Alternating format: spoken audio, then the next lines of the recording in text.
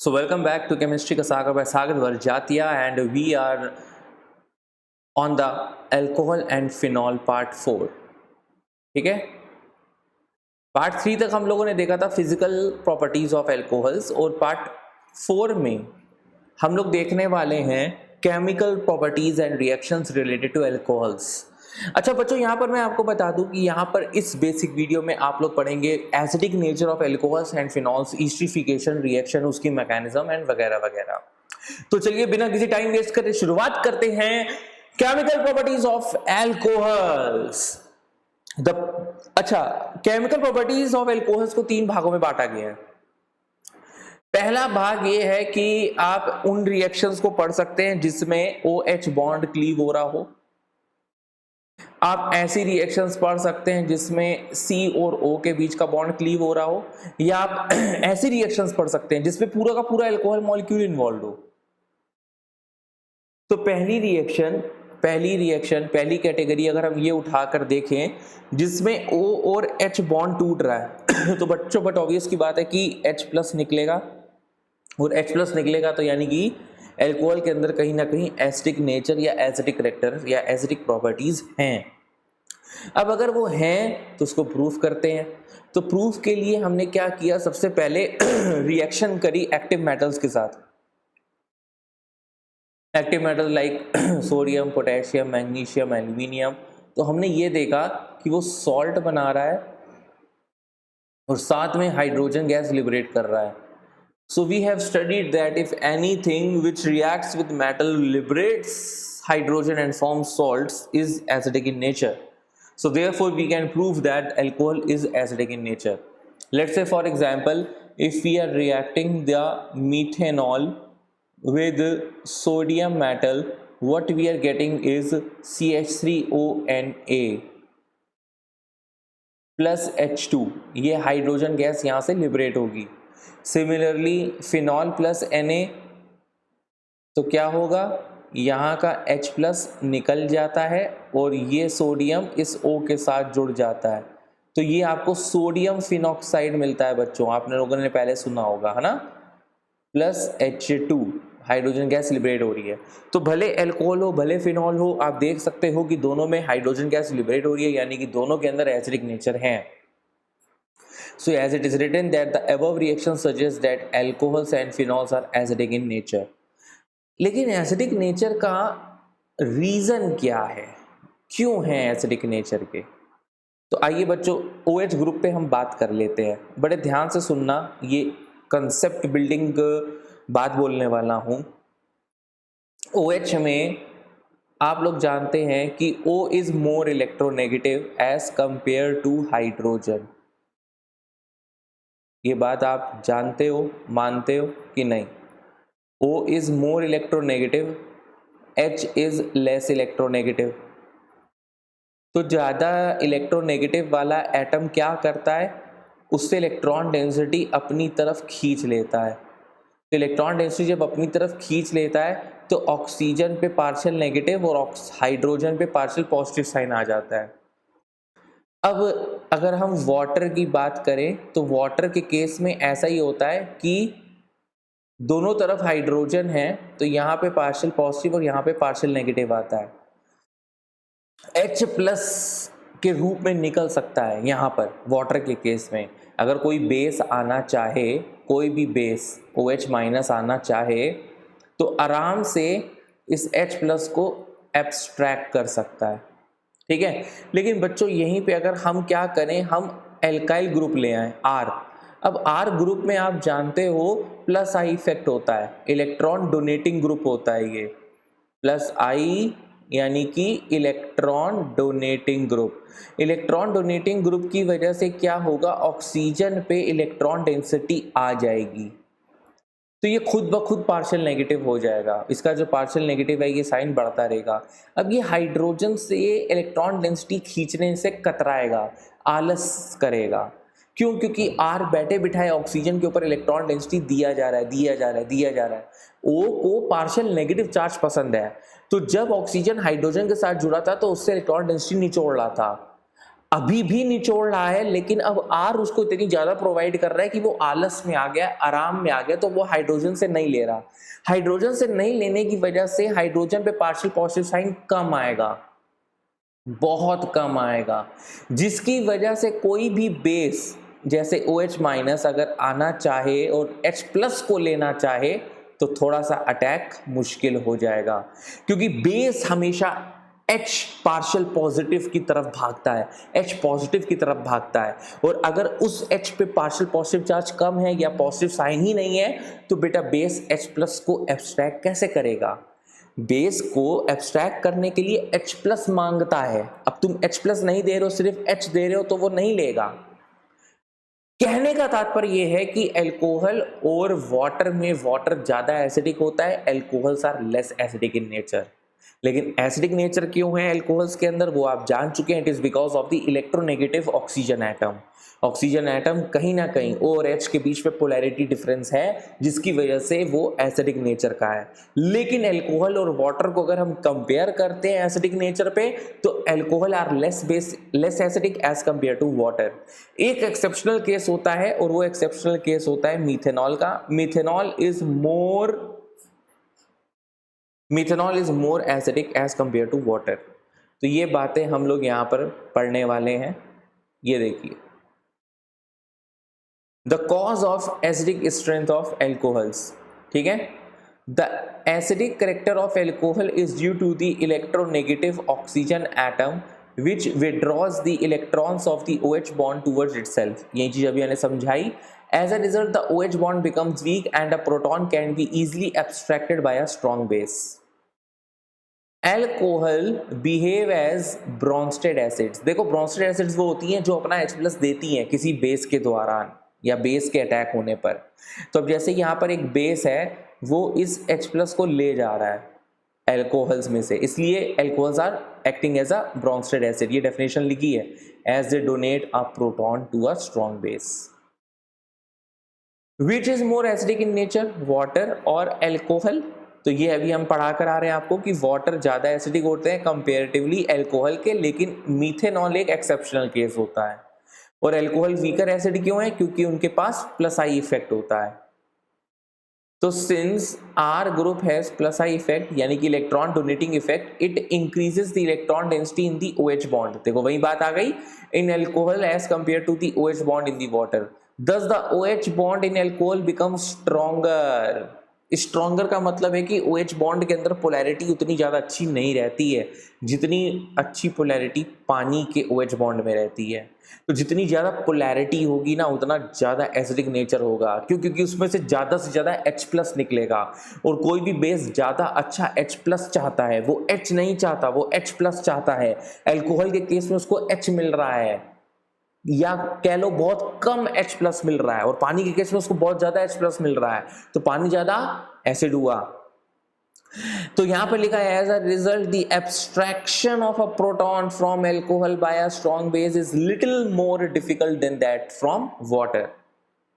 अब यहीं पे अगर 1 डिग्री 2 डिग्री 3 डिग्री एल्कोहल्स की बात करें, भाई एक एल्कोहल में एक R होता है। अब 3 डिग्री एल्कोहल की बात करेंगे तो उसमें भैया तीन एल्काइल ग्रुप होंगे, तीन R होंगे।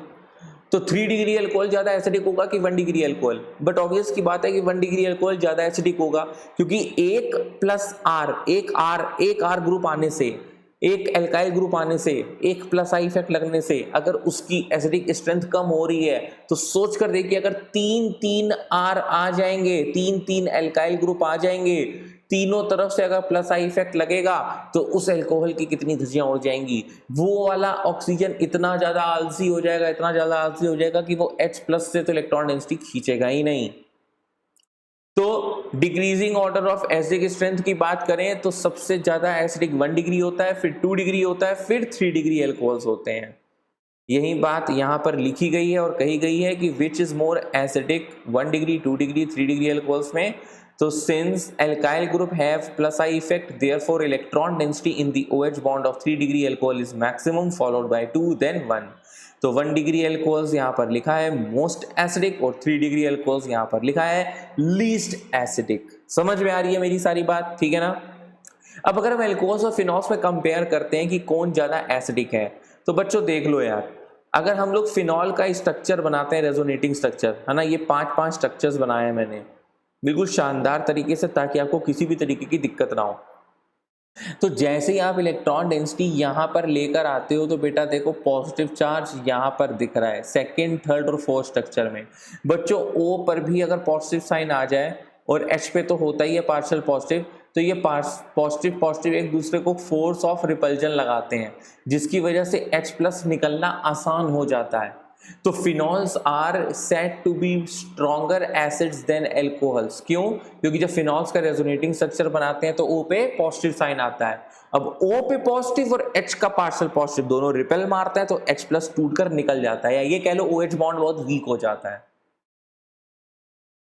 तो यहाँ पर आपको रेजोनेटिंग स्ट्रक्चर्स पूरे बनाने पड़ेंगे अच्छे तरीके से, और उसके बाद ये लिखना पड़ेगा as a result of resonance the oxygen atom acquires a partial positive charge, this weakens the OH bond and thus facilitates the release of the proton, thus phenols like alcohols act as a bronzed acid। अब बेटा इसी चीज को explain करने का एक दूसरा नजरिया, एक दूसरा तरीका है, वो क्या है कि आप हमेशा याद रखिएगा कि किसी भी स्ट्रॉन्ग एसिड का एक स्टेबल कॉन्जुगेट बेस होता है, किसी भी स्ट्रॉन्ग एसिड का एक स्टेबल कॉन्जुगेट बेस होता है। तो फिनॉल एक स्ट्रॉन्ग एसिड है, जानते हो क्यों? क्योंकि जब इसमें से हम H+ निकालते हैं तो हमारे पास फिनॉक्साइड आयन बनता है, ये भी रेजोनेंस स्टेबलाइज्ड है। और चूंकि ये रेजोनेंस स्टेबलाइज्ड है, यानी कि इसका कॉन्जुगेट बेस रेजोनेंस स्टेबलाइज्ड है, इसलिए इसकी जो एसिड है यानी कि फिनॉल, वो ज़्यादा स्ट्रॉन्ग एसिड है। तो यहाँ पर ये चीज़ लिखी है ऑल्सो करके, second point, stable conjugate base has a strong acid, phenoxide ion is more stabilised as compared to alkoxide ion. Alkoxide ion से क्यों कंपेयर किया? क्योंकि एल्कोहल से भी तो कंपेयर करना है ना बच्चों। अब एल्कोहल्स के केस में क्या है, RO-, ये एल्कोक्साइड आयन है, ये स्टेबलाइज्ड नहीं है, जबकि फिनॉक्साइड आयन रेजोनेंस स्टेबलाइज्ड है। इसलिए फिनॉल ज़्यादा अच्छी एसिड्स होती हैं। तो जब भी ये क्वेश्चन आएगा आप दोनों के दोनों रीजंस लिख कर आएंगे। नेक्स्ट बच्चों मान लीजिए आपके पास ये क्वेश्चन आ गया, arrange the following in the decreasing order of their acidic strength. A phenol, B 2 nitrophenol, C 4 nitrophenol, D 2,4,6 try nitrophenol, E 3 nitrophenol. तो बच्चों हमेशा याद रखना, -I इफेक्ट और -R इफेक्ट जो ग्रुप शो करते हैं वो हमेशा एसिडिक स्ट्रेंथ को बढ़ाते हैं, यानी कि -I and -R is directly proportional to the acidic strength. और वहीं पे वो ग्रुप्स जो +I या +R इफेक्ट दिखाते हैं वो हमेशा एसिडिक स्ट्रेंथ को घटाते हैं और बेसिक स्ट्रेंथ को बढ़ाते हैं। ठीक है ना, ये पॉइंट आप हमेशा याद रखिएगा, मैं बहुत बार बता चुका हूँ इस चीज़ को। सबके स्ट्रक्चर्स बना लीजिए। अब सबसे पहले नंबर पे आपका फिनॉल है, तो ये रहा फिनॉल। उसके बाद 2 नाइट्रोफिनॉल है, ये लीजिए 2 नाइट्रोफिनॉल हो गया। बिल्कुल धैर्य से काम करेंगे, कोई जल्दबाजी की बात नहीं, ठीक है। तीसरा है 4 नाइट्रोफिनॉल, वीडियो को पॉज करके आप खुद से भी कर सकते हैं। नेक्स्ट है 2,4,6 ट्राई नाइट्रोफिनॉल। तो भैया ये तो नाम से समझ में आ रहा है, इसको पिक्रिक एसिड बोलते हैं वैसे, और ये स्ट्रॉन्गेस्ट एसिड है यहाँ पे इन सब से। क्यों? क्योंकि 3 नाइट्रो ग्रुप्स ऑर्थो और पैरा पोजीशन पे लगे हुए हैं, और जितने ज़्यादा -I और -R ग्रुप लगे रहते हैं उतनी ज़्यादा एसिडिक स्ट्रेंथ होती है। आइए समझते हैं, जितना ज़्यादा -I और -R इफेक्ट होगा उतनी ज़्यादा एसिडिक स्ट्रेंथ होगी। तो आंख बंद करके यहाँ पर आप देख रहे हो 3 ग्रुप नाइट्रो ग्रुप्स लगे हैं। नाइट्रो ग्रुप की पहचान क्या होती है? ये -I इफेक्ट लगाते हैं और -R इफेक्ट लगाते हैं। ये तो सोने पे सुहागा वाली बात हो गई, एक तो 3 है और ऊपर से -I -R दोनों है, इसलिए D सबसे ज़्यादा एसिडिक होगा। D के बाद आप किसको चुनना पसंद करेंगे? मेरे हिसाब से NO2 जो कि ऑर्थो पोजीशन पे लगा है। क्योंकि देखो बेटा, डिस्टेंस के साथ माइनस आई इफेक्ट डिक्रीज होता है। अब NO2 ग्रुप यहाँ पर भी लगा है, माइनस आई इफेक्ट यहाँ पे भी लग रहा है, लेकिन यहाँ पे माइनस आर भी लग रहा है और इस ऑर्थो पोजीशन पे भी माइनस आर लग रहा है, और ये मेटा वाले में सिर्फ माइनस आई लग रहा है, माइनस आर नहीं लग रहा। तो बेटा घमासान युद्ध हो रहा है बी में और सी में, कौन जीतेगा? तुम सोचो कि बी जीतेगा, लेकिन बी हार जाएगा। क्यों? क्योंकि बी में हाइड्रोजन और ऑक्सीजन के बीच में इंट्रामॉलिक्यूलर हाइड्रोजन बॉन्डिंग हो जाएगी, तो अब H का निकलना मुश्किल हो जाएगा। तुम सोच रहे हो कि बहुत जल्दी निकल जाएगा, बिल्कुल सही सोच रहे थे। माइनस आई इफेक्ट इसमें ज्यादा है, माइनस आई इफेक्ट सी वाले में कम है, क्योंकि डिस्टेंस के साथ इंडक्टिव इफेक्ट डिक्रीज कर रहा है। दोनों में माइनस आर इफेक्ट लग रहा है, माना। अब तुम बी को आंसर सोच रहे थे, लेकिन नहीं होगा। क्यों? क्योंकि इंट्रामॉलिक्यूलर हाइड्रोजन बॉन्डिंग हो जाएगी नाइट्रो के O और फिनॉल के H के बीच में, जिसकी वजह से H का निकलना मुश्किल हो जाएगा। तो D के बाद अब आंसर आएगा C का, और C के बाद आएगा B का। B के बाद बट ऑब्वियस की बात है बेटा कि अब ये A है और ये E है। E में तो फिर भी एक नाइट्रो ग्रुप है, A में तो वो भी नहीं है, तो इसके बाद E आएगा और उसके बाद A आएगा। ठीक है, समझ में आई गई बच्चों? ओके, ना आए तो बेटा कमेंट बॉक्स में बता देना क्या नहीं समझ में आया। नेक्स्ट आगे बढ़ते हैं एक और क्वेश्चन की तरफ। Paracresol, phenol, मेटाक्रेसॉल। अच्छा, ये क्रेसॉल होता क्या है? क्रेसॉल का मतलब जब हम लोग फिनॉल के रिस्पेक्ट पे CH3 ग्रुप को लगा देते हैं, तो पैराक्रेसॉल का मतलब हो गया यहां पर CH3 लगा है पैरा पोजीशन पे, OH के रिस्पेक्ट पे। B में फिनॉल है, देन इट इज मेटाक्रेसॉल। बच्चों आप लोग ये जरूर बताया करो, वीडियो को शेयर और लाइक जरूर किया करो, कमेंट किया करो कि आपको वीडियोस देखना कैसा लगता है, पसंद आता है कि नहीं आता है, कुछ इम्प्रूवमेंट चाहिए तो भी बता दिया करो, ठीक है। अब ये जो CH3 है, इसका नेचर क्या है? इसका नेचर है प्लस आई इफेक्ट और प्लस H इफेक्ट। अब अगर आपको ये चीज़ें नहीं आती है तो मेरी बेसिक GOC केमिस्ट्री की 2 घंटे की एक वीडियो है, उसमें जाकर देख लो, वन शॉट है, उसमें देख लो कि प्लस आई कब लगता है, प्लस H कब लगता है, माइनस आई कब लगता है, माइनस आर कब लगता है, क्योंकि जब तक वो नहीं आता तो ये सब नहीं आएगा। I am sorry.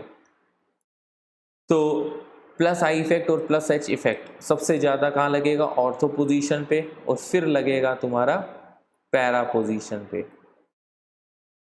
Meta position पे सिर्फ प्लस आई इफेक्ट लग रहा है। तो बच्चों अगर ये A है, ये B है, ये C है और ये D है, तो B वाला सबसे ज़्यादा एसिडिक होगा, क्योंकि उसके पास कोई भी मिथाइल ग्रुप नहीं है, कोई भी इलेक्ट्रॉन डोनेटिंग ग्रुप नहीं है। क्योंकि जितना भी इलेक्ट्रॉन डोनेटिंग ग्रुप होता है वो क्या करता है? एसिडिक स्ट्रेंथ के इन्वर्सली प्रोपोर्शनल होता है, अभी मैंने अभी समझाया था। B के बाद सबसे ज़्यादा एसिडिक होगा C वाला, क्योंकि C में सिर्फ एक रीज़न की वजह से, सिर्फ एक इफेक्ट की वजह से उसकी एसिडिक स्ट्रेंथ डिक्रीज हो रही है। AOD में तो 2-2 कारण हैं। अब AOD में जो 2-2 कारण हैं, उसमें जो D वाला है उसमें एसिडिक स्ट्रेंथ सबसे बेकार होगी। क्यों? क्योंकि CH3 ऑर्थो पोजीशन पे सबसे बगल में है। तो B C के बाद A आएगा और फिर आएगा D, बकैट, है ना। ओके नेक्स्ट, ये बच्चों NCERT क्वेश्चन है, ये खुद से ट्राई करिए, वीडियो को पॉज करिए। चलिए बच्चों अब इसका आंसर बता दूं मैं। सबसे ज़्यादा B होगा 2,4,6 ट्राइनाइट्रोफिनॉल, और उसके बाद 3,5 डाइनाइट्रोफिनॉल यानी कि E होगा। E के बाद अगर हम किसी को चयन करेंगे तो किसका चयन करेंगे? 4 नाइट्रोफिनॉल की 3 नाइट्रोफिनॉल। बट ऑब्वियस की बात है 4 नाइट्रोफिनॉल में ये वाली बात आ गई ना बच्चों, ये देखिए, ये रहा आपका 4 नाइट्रोफिनॉल, ये रहा आपका 3 नाइट्रोफिनॉल। इसमें 2 रीज़न लग रहे हैं, तो 4 नाइट्रोफिनॉल ज़्यादा एसिडिक होगा, तो B, E, फिर C, फिर D। ठीक है बच्चों, ये हमारे पास 4 हो चुके हैं। इसके बाद आएगा आपका फिनॉल, क्योंकि फिनॉल में कोई भी ऐसा ना इलेक्ट्रॉन डोनेटिंग ग्रुप है ना इलेक्ट्रॉन विड्रॉइंग ग्रुप है। इसके बाद आना चाहिए पैराक्रिसॉल। पैराक्रिसॉल के बाद बेकार होता है मिथॉक्सीफिनॉल। अच्छा बच्चों, मिथॉक्सीफिनॉल में ऐसा क्या होता है, आइए समझ लेते हैं। मिथॉक्सीफिनॉल का मतलब हो गया पैरा पोजीशन पे OCH3 ग्रुप लगा है। अब ये OCH3 में क्या होता है, प्लस आर इफेक्ट लगता है। प्लस आर इफेक्ट भैया देखो जहां रेजोनेंस आ जाए वहां पे सब चीज बाप हो जाती है। तो ये बहुत तकड़े से इलेक्ट्रॉन डेंसिटी देता है जिसकी वजह से इसकी एसिडिक स्ट्रेंथ सबसे बेकार होती है। तो जी के बाद एच आएगा। और बेटा जहाँ फिनॉल्स हैं और प्रोपेनॉल्स हैं तो phenols are more acidic than alcohols, तो एच के बाद सबसे लीस्ट एसिडिक होगा ए।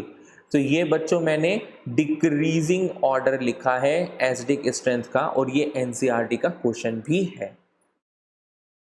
सो coming on to the next point is esterification reaction. बहुत ही इंपॉर्टेंट है विद रिस्पेक्ट टू बोर्ड्स, इसकी मैकेनिज्म भी बोर्ड्स में पूछी जाती है। तो पहले हम लोग देख लेते हैं कि हमारी ये जनरल रिएक्शन क्या कह रही है। जनरल रिएक्शन कह रही है कि आप कभी किसी एसिड को एल्कोहल के साथ रिएक्ट कराते हैं इन the presence of concentrated H2SO4 you will get the Easter. इसके लिए कंसंट्रेटेड H2SO4 क्यों लिया गया? क्योंकि डिहाइड्रेटिंग एजेंट होता है ये। डिहाइड्रेटिंग एजेंट का मतलब पानी निकाल देगा। पानी निकालते हुए आपको एक बात याद रखनी है कि H कहाँ से निकल रहा है और OH कहाँ से निकल रहा है। तो अभी हम लोग जो कैरेक्टरिस्टिक्स पढ़ रहे हैं, जो प्रॉपर्टीज पढ़ रहे हैं, केमिकल प्रॉपर्टीज ऑफ एल्कोहल, उसमें हम क्लीवेज ऑफ OH बॉन्ड पढ़ रहे हैं। तो बट ऑब्वियस की बात है कि एल्कोहल में से H निकलेगा, एसिड में से OH निकलेगा। अब बच्चे यहाँ पर कई बच्चे गलती कर देते हैं। क्या गलती करते हैं? वो ये सोचते हैं कि एसिड है तो H प्लस देगा, एल्कोहल है तो वहां से ROH OH निकाल लें। तो वो गलत है। ऐसा क्यों हो रहा है हम इसकी मैकेनिज्म में आपको समझाएंगे, लेकिन फिलहाल आपको जो याद रखने वाली बात यह है वो ये है कि एल्कोहल से H निकलेगा, एसिड से OH निकलेगा and you will get the Easter. Slow and reversible process होता है, पहला पॉइंट। HCl गैस अगर यूज करते हो एज अ कैटलिस्ट तो ये रिएक्शन फिशर-स्पायर एस्टरिफिकेशन के नाम से जानी जाती है। याद रखिएगा जैसे जैसे आप R का साइज बढ़ाएंगे तो स्टीरिक हिंड्रेंस बढ़ेगा, तो रेट ऑफ एस्टरिफिकेशन डिक्रीज होगा। एक एग्जांपल के तौर पे जैसे यहां पर हमने ले लिया प्रोपेनोइक एसिड और ले लिया मीथेनॉल, तो यहां से इस तरह से HOH निकलेगा and you will get this as an ester CH3 CH2 C double bond O CH3 plus H2O। बच्चों इसका नाम क्या रहेगा? तो नाम ईस्टर का नाम कैसे लिखते हैं? एल्काइल एल्केनोइड, जिसमें जो एल्काइल ग्रुप होता है वो छोटे वाले से आता है, यानी कि ये क्या है? This is regarded as methyl group.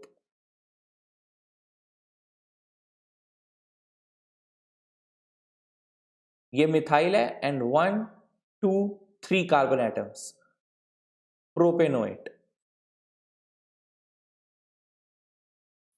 Talking about the mechanism of esterification, चलिए इसको समझते हैं। ये क्या कहती है, कैसे होती है, क्यों होती है, कब होती है। आपके पास एसिड है,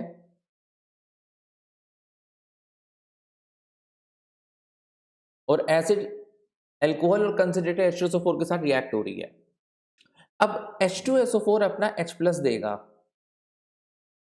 और वो H प्लस ये एसिड लेगा। एसिड का क्या लेगा? ऑक्सीजन लेगा। अब कौन सा ऑक्सीजन लेगा? यहाँ पे 2 ऑक्सीजन है, ठीक है। गौर से देखो बच्चों, यहाँ पे एक ऑक्सीजन ग्रीन कलर का है, एक ऑक्सीजन रेड कलर का है। तो कौन सा ऑक्सीजन इस H प्लस को लेने वाला है? Any guesses? वो ऑक्सीजन इस H प्लस को लेगा जो ज्यादा न्यूक्लियोफिलिक होगा। और ज्यादा न्यूक्लियोफिलिक ऑक्सीजन कौन है? जो कार्बोनिल ग्रुप के साथ जुड़ा है, कार्बोनिल कार्बन के साथ जुड़ा है, जो C डबल बॉन्ड O वाला है। क्योंकि जब डबल बॉन्ड O टूटकर, जो डबल बॉन्ड है वो टूटकर O पर आएगा तो O पर और भी ज्यादा नेगेटिव चार्ज आएगा। तो बेटा O जो है, ये C डबल बॉन्ड O, ये ज्यादा न्यूक्लियोफिलिक है तो ये H प्लस को लेगा, रेड वाला ऑक्सीजन H प्लस को नहीं लेगा।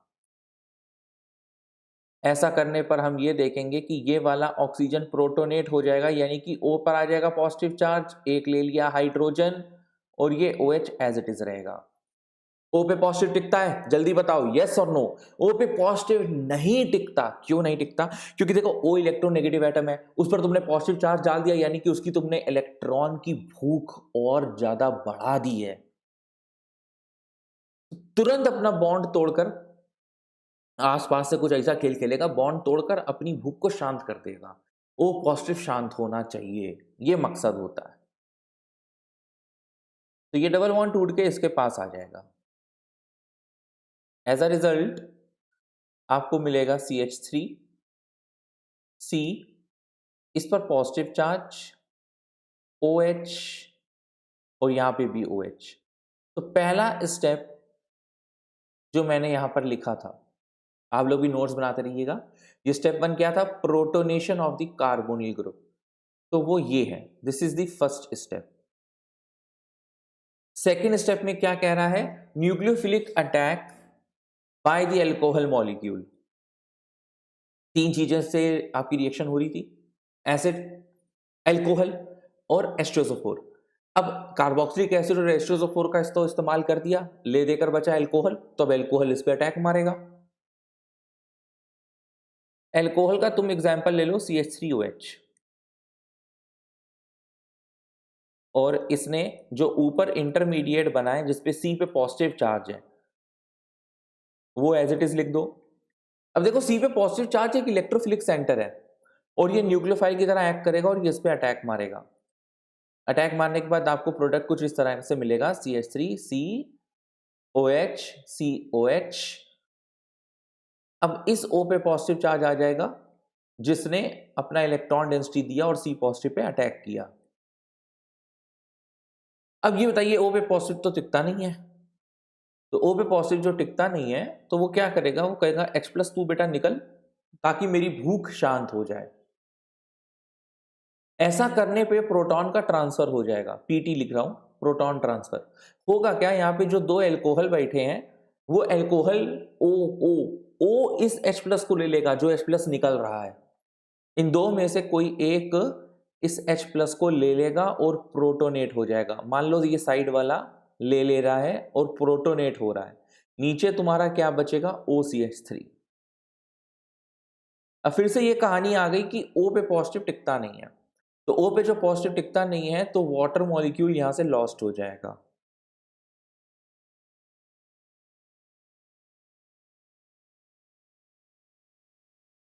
तो बचेगा CH3, C,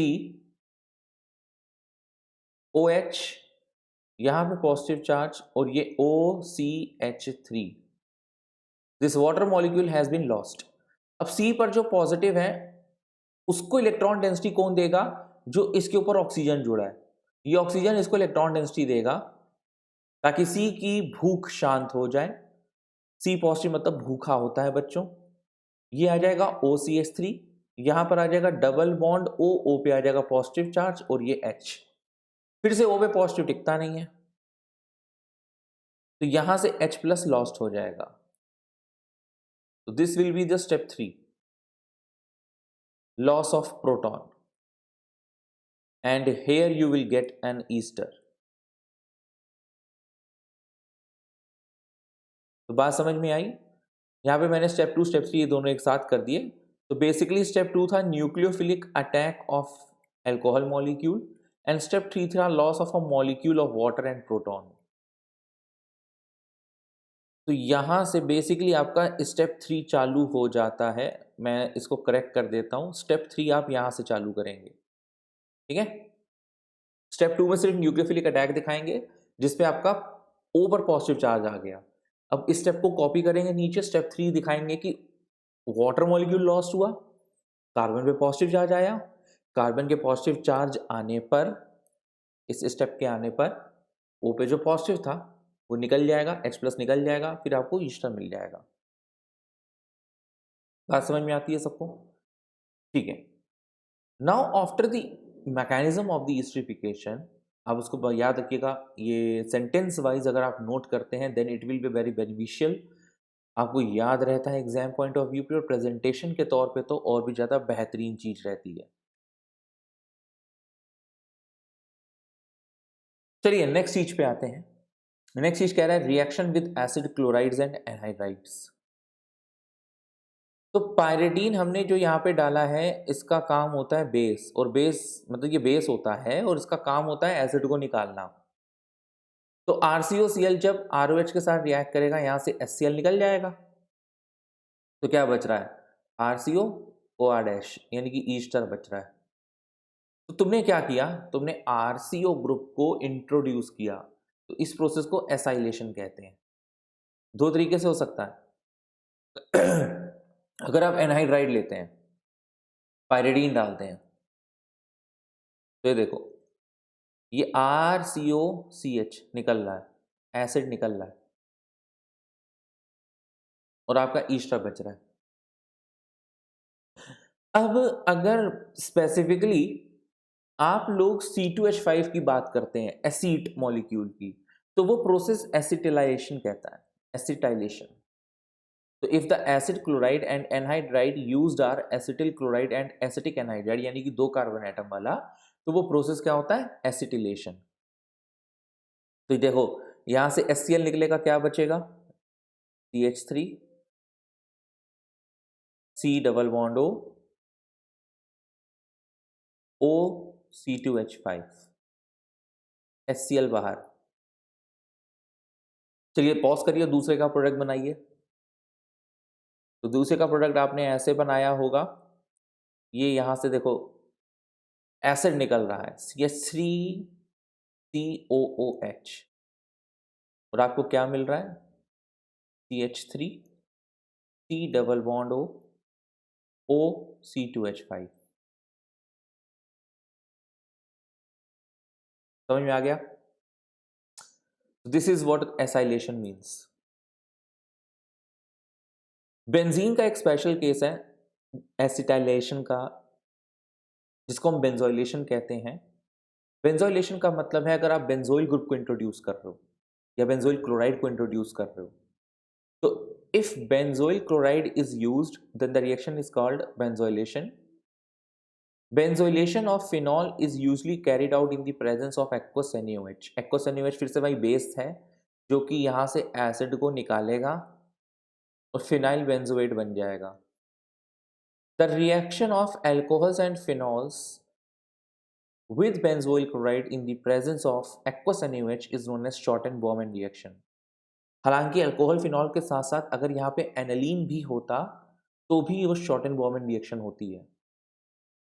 यानी कि अगर आप बेंजोइल क्लोराइड को अल्कोहल फिनॉल या एनालीन के साथ रिएक्ट करा रहे हैं तो आपका बेंजोइल ग्रुप उस पर इंट्रोड्यूस्ड हो रहा है, तो ऐसे प्रोसेस को कहते हैं shorten-Bowman reaction in the presence of a stronger base aqueous NaOH।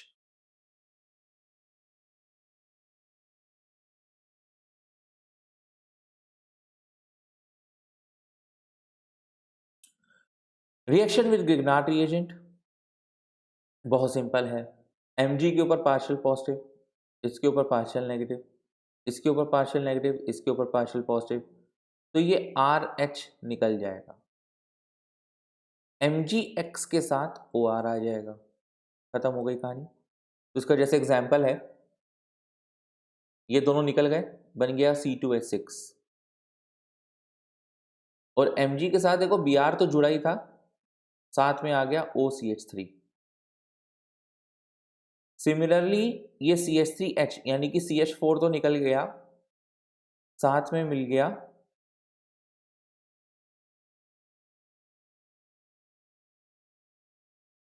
Mg के साथ I तो जुड़ा ही था, O के साथ बेंजीन रिंग भी आ गया। सिंपल था, बस पार्शियल पॉजिटिव पार्शियल नेगेटिव का अगर खेल पता हो तो आप एल्केन बना देंगे और बाकी सब एक तरफ आ जाएगा।